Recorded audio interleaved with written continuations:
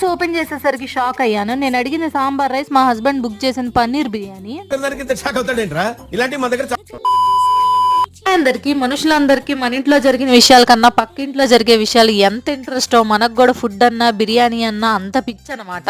Husband ని sambar rice book చేయమంటే తనేమో పన్నీర్ బిర్యానీ బుక్ చేశాడు. ఈ బాక్స్ ఓపెన్ చేసే వరకు కూడా నాకు తెలియదు దానిలో సాంబార్ రైస్ ఉందనుకొని తెగ ఫీల్ అవుతున్నా. ఓపెన్ చేసేసరికి పన్నీర్ బిర్యానీ బయటకు వచ్చింది. ఇంకేం చేస్తాం, బిర్యానీలో బిర్యానీ ఆకుని తీసి పక్కన పడేసినట్టు మనల్ని కూడా ఇంట్లో వాళ్ళు పక్కన పడేశారనమాట. అందుకే ఉన్న పన్నీర్ బిర్యానీనే చికెన్ బిర్యానీ లాగా తెగ ఫీల్ అయిపోయి దీన్ని కూడా తినేశాను.